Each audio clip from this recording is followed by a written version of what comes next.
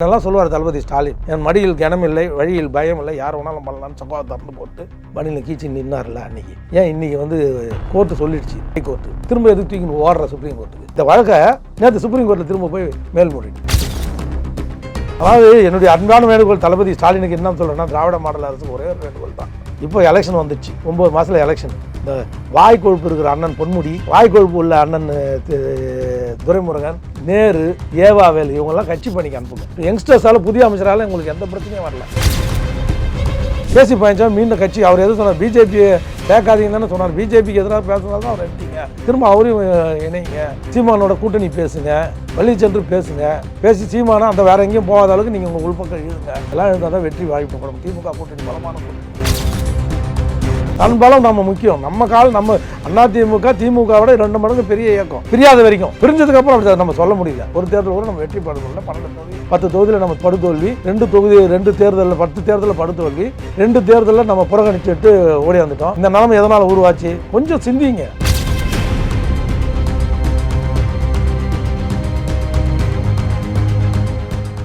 Real one நண்பர்கள் நேயர்களுக்கு வணக்கம். தொடர்ச்சியாக பல்வேறு முக்கியமான தகவல்களை நம்முடைய வாசகர்களுடன் பகிர்ந்து வரும் அதிமுகவின் முன்னாள் நிர்வாகி ஆவின் வைத்தியநாதன் அவர்கள் நம்முடைய இருக்கிறார். வணக்கம் சார். வணக்கங்க. இப்போ பார்த்தீங்கன்னா ஆளுநர் அவர்களுடைய மாநாடு, அதாவது துணைவேந்தர்களுக்கான மாநாடு, அதில் 8 துணைவேந்தர்கள் தான் கலந்துக்கிட்டாங்க. அதாவது மத்திய பல்கலைக்கழகங்களை சார்ந்த துணைவேந்தர்கள் மட்டுமே கலந்துக்கிட்டாங்க.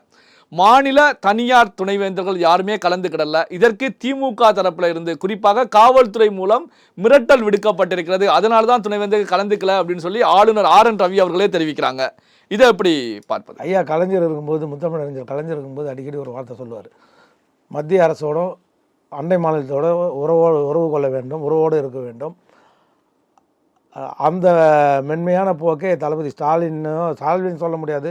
அவர் பொம்மை முதலமைச்சராக இருக்கிற காரணத்தினால் அவருக்கு ஆலோசனை வழங்குகின்ற IAS அதிகாரிகள், குறிப்பாக Udhayachandran finance secretary, Muruganandam chief secretary, குறிப்பாக இவங்களுக்கெல்லாம் தளபதியாக இருக்கக்கூடிய முன்னாள் மாஸ் செக்ரட்டரியாக உள்ளாட்சித்துறை அமைச்சராக இருக்கக்கூடிய இருந்து VRS அம்மா பீரியடில் VRS வாங்கி ஸ்டாலின்கிட்ட உள்ளாட்சித்துறை அமைச்சராக இருக்கும்போது ரொம்ப நெருக்கமாக இருந்தவர் அசோக்வர்தன் செட்டி.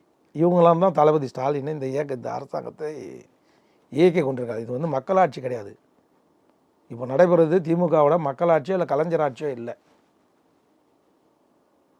இவங்க நடத்துறது அதிகாரிகளுடைய சர்வாதிகாரி ஆட்சி நடந்துட்டு இருக்குது திமுகவில். இந்த ஆட்சி மிக விரைவில் இன்னும் 9 மாதத்தில் முடிவுக்கு வரப்போகுது. இதுக்கு முழுக்க அதிகாரிகள் இந்த ஆட்சியை தவறாக வழி நடத்திட்டாங்க. எதுக்கெடுத்தாலும் மத்திய அரசோட சண்டை போடுறது, எதுக்கெடுத்தாலும் அண்டை மாநிலத்தோட சண்டை போடுறது, இப்படிலாம் இல்லாமல் பக்கத்து அண்டை மாநிலத்தில் காங்கிரஸ் தான் இருக்குது. காவேரி பிரச்சனை ஈஸியாக பேசி முடிச்சு பண்ணியிருக்கலாம். அதை பண்ண மாட்டாங்க. TK சிவகுமார் வச்சு மற்ற மீட்டிங்லாம் நான் வரும்போது நம்ம பிரச்சனை நதிநீர் தாவா பிரச்சனையும் பேசியிருக்கலாம், பேச மாட்டாங்க. அதே மாதிரி முல்லை பெரியார் பிரச்சனை விஜய் நெருக்கமாக இருக்கார், அங்கே பேசி தீர்த்துருக்கலாம், கேட்க மாட்டாங்க. அதே மாதிரி சந்திரபாபு நாயுடு தளபதி ஸ்டாலினுக்கு ரொம்ப க்ளோஸு, அவர்கிட்ட பேசி தீர்த்துருக்கலாம். எதுவுமே இவங்க செய்ய மாட்டாங்களே. வாய்ப்பெல்லாம் இருந்தும் அந்த வேலை பார்க்குறது இல்லாமல் டெய்லி செந்தில் பாலாஜி பிரச்சனையே, டாஸ்மாக்கு ஒரு வழக்கு வருது, இதை எதிர்த்து அதிகாரியை சித்திரவதைப்படுத்த அந்த அதிகாரி தானே வழக்கு தொடங்கணும். ஒரு அரசாங்கமே லஞ்ச லாவணியத்துக்கு ஆதரவாக போய் ஒரு ஹைகோர்ட்டில் போய் ஒரு வழக்கு தொடுத்து அது நீதிபதி கடும் கண்டனம் தெரிவித்து விசாரணை பண்ணுறதுல உங்களுக்கு என்ன பிரச்சனை? விசாரிக்கவே கூடாதுன்னு ஏன் சொல்கிறீங்க? ஆனால் அந்த துறையோட அமைச்சர் தம்பி செந்தில் பாலாஜி என்ன சொல்லியிருக்காரு பார்த்தீங்களா சட்டமன்றத்திலே? இந்த 10 ரூபா பாலாஜின்னு நீங்கள் சொல்கிறீங்க. 10 ரூபா என் ஆட்சியில் மட்டும் இல்லை, அனைத்து இந்திய அண்ணா திராவிட முன்னேற்ற காலத்தில் 15,000 வழக்குகள் 10 ரூபா வழக்குகள் பதிவு பண்ணிருக்கின்ற சட்டமன்றத்திலே பதிவு பண்ணுறாரு. அப்போது ஒரு தவறு நடந்திருக்கு, அது தெரிஞ்சு நடந்திருக்கு. அதை விசாரிக்க அமலாக்கத்துறை வருது. அதை விசாரிக்கவே கூடாதுன்னு ஒரு மாநில அரசு, நம்ம 10 ரூபான்னு சொல்கிறோம், ஒரு மூடிக்கு 10 ரூபான்னா ஒரு பாட்டிலுக்கு 10 ரூபான்னா எவ்வளோ 1000 கோடி அது. அதனால தான் 1000 கோடிக்கு மேலே ரொம்ப குறைச்ச மதிப்பிட்டுருக்காங்க. 1000 கோடி இழப்புன்னு டாஸ்மாகில். அந்த வழக்கை விசாரணை பண்ணுறதுல உங்களுக்கு என்ன சங்கோஜம்? முன்னெல்லாம் சொல்லுவார் தளபதி ஸ்டாலின், என் மடியில் கனம் இல்லை, வழியில் பயம் இல்லை, யார் வேணாலும் பண்ணலான்னு சம்பவம் திறந்து போட்டு மடியில் கீச்சு நின்னார்ல அன்றைக்கி. ஏன் இன்றைக்கி கோர்ட்டு சொல்லிடுச்சு, ஹை கோர்ட்டு திரும்ப எதுக்கு தூக்கி ஓடுற சுப்ரீம் கோர்ட்டுக்கு? இந்த வழக்கை நேற்று சுப்ரீம் கோர்ட்டில் திரும்ப போய் மேல்முறையீடு. ஒரு நீதியரசர் சொல்கிறாரு இல்லை பிராமா பேச்சு இருக்குது, விசாரிக்கட்டும், விசாரணை வரட்டும் அப்படின்னு சொன்னால் அதை விட வேண்டியது தானே. இல்லை சம்மந்தப்பட்ட அதிகாரி யாருன்னா பாதிக்கப்படுதோ அந்த அதிகாரி வழக்கை தொடர்க்கலாம், நான் அதுக்கு நிவாரணம் தரேன்றார். பாதிக்கப்பட்ட அதிகாரிகள் வழக்கை தொடர்க்கலை. செந்தில் பாலாஜியை காப்பாற்றணுன்றது இந்த தளபதி ஸ்டாலின் குடும்பம் ஏன் இவ்வளோ முனைப்பாக இருக்குது? செந்தில் பாலாஜி விட்டு அந்த சட்டமன்ற உறுப்பினர்கள் யாருக்குமே அந்த தகுதி இல்லையா நிர்வாகம் பண்ணுறதுக்கு, அந்த இலாக்காவை கவனிக்கிறதுக்கு? ஏன் அண்ணா முத்துசாமிலாம் ஏற்கனவே நல்லா தானே பார்த்துட்டு இருந்தார், அவரெல்லாம் அவர்கிட்ட கொடுங்களேன், பிரச்சனை இல்லாதவங்ககிட்ட கொடுங்க. இல்லை பிடிஆர் தியாகராஜன்கிட்ட கொடுங்க, பழனிவேல் தியாகராஜன்கிட்ட கொடுங்க. நல்லா படித்தவர், நல்ல திறமையாக நிர்வாகம். இன்றைக்கி அந்த ஒட்டுமொத்த திமுக அமைச்சரவையில் அதிகப்படியான திறமை உள்ளவர் யார்? பிடிஆர் பழனிவேல்ராஜன் தான். அவர்கிட்ட நிதியை கொடுங்க. அவர் எத்தனை தகவல் தொழில்நுட்பம் ஒன்றுத்துக்கு கூடாத தகவல் தொழில்நுட்பத்தை போட்டு வச்சுக்கிறீங்க, டம்மி பண்ணி வச்சுருக்கீங்க. இப்போ கொடுக்க போகிறாங்க இன்றைக்கி நாளைக்கு அவருக்கு பெரிய இலாக்கா ஏதோ கொடுக்குறதா தான், வனத்துறையா, 10,000 ரூபா இல்லை ஃபைனான்ஸாக ஏதோ ஒருத்தரை கொடுக்குறாங்கன்னு வச்சுங்க, சொல்ல வரேன். அப்படிலாம் வச்சுட்டு கடைசி 9 மாதம் அவர்களை கொடுத்து டம்மி பண்ணி என்ன பண்ண போகிறார் அவர்? அதாவது என்னுடைய அன்பான வேண்டுகோள் தளபதி ஸ்டாலினுக்கு என்ன சொல்கிறேன்னா, திராவிட மாடல் அரசுக்கு ஒரே ஒரு வேண்டுகோள் தான்.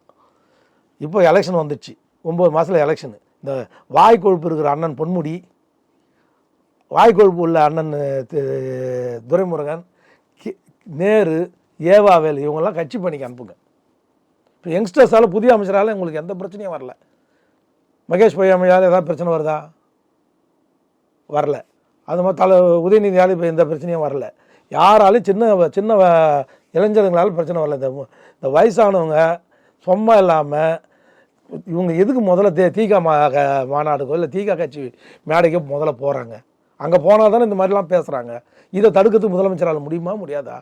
நீங்கள் யாரும் போகாதா? அப்படி வேணும்னா நான் போயிடறேன்பா. அங்கே போய் உட்காந்திங்கன்னா அந்த கீரை வீணமணிக்கிறான் வரவன் எதனா கிண்டி இவனுக்கு வாயை பிடுங்கி விட்டுட்டு இன்றைக்கி வந்து இவ்வளோ பெரிய பிரச்சனை இல்லை. ஏற்கனவே பெயிலில் இருக்கிறார், கண்டிஷன் பெயிலில் இருக்கிறார். யார்? பொன்முடி. இவங்கெல்லாம் இப்படி இருக்கும்போது வாய் கொழுப்பதுக்குன்னு வைணவத்தை பற்றி சைவத்தை பற்றி நீங்கள் எதுக்கு பேசுகிறீங்க? உங்களுக்கு தான் ஒரு விஷயம் பிடிக்கல, பிடிக்காத விஷயத்தை நீங்கள் ஏன் தொடறீங்க, டச் பண்ணுறீங்க? மற்ற மதத்தில் அது மாதிரி இஸ்லாமியரையோ இல்லை கிறிஸ்துவரையோ உங்களால் அவமதிப்பு பண்ண முடியுமா? அதெல்லாம் செய்ய மாட்டீங்க, இதை மட்டும் பண்ணுறீங்க.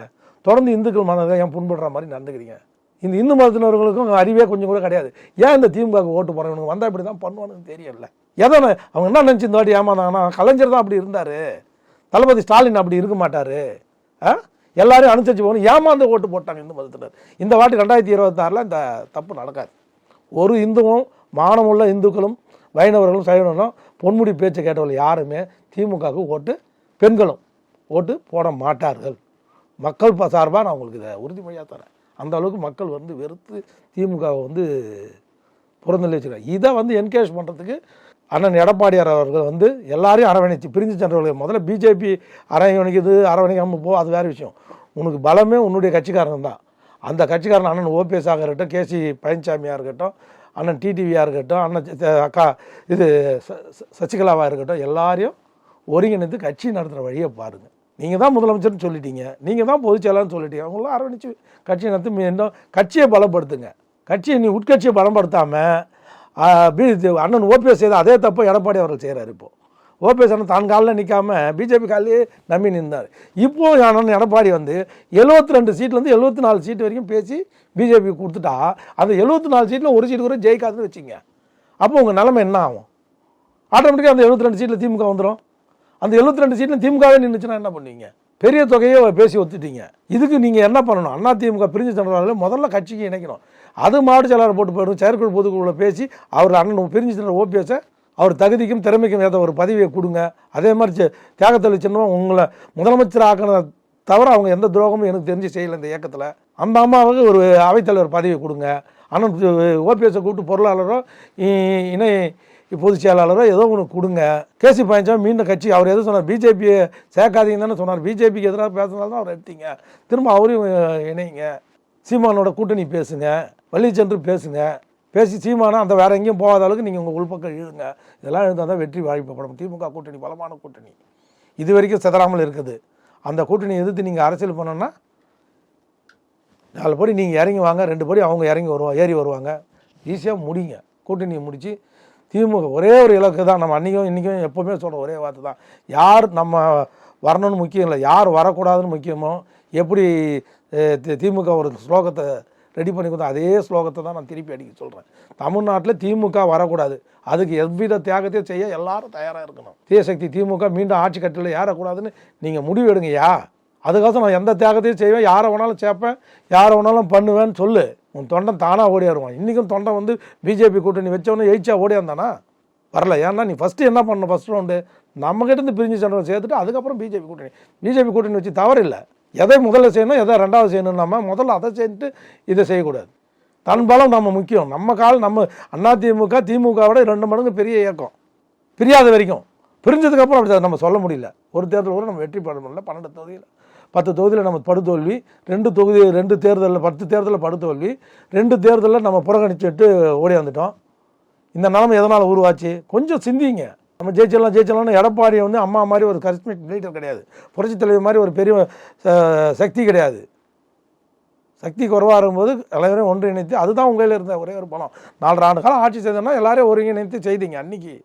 அதே மாதிரி இப்போவும் ஒருங்கிணைத்து மீண்டும் திமுக ஆட்சி கட்டில் ஏறக்கூடாது, ஏறவே கூடாதுன்னு ஒரு முடிவு எடுத்து அதுக்கோசம் எவ்வித காம்ப்ரமைஸுக்கும் ரெடியாக இருக்கிறோன்னு கைக்கு என்னை முதலமைச்சராகவும் முதலமைச்சர் வேட்பாளராகவும் பொதுச் செயலாளராகவும் ஏற்றுக்கும் யார் வேணாலும் அந்த வரலாம்.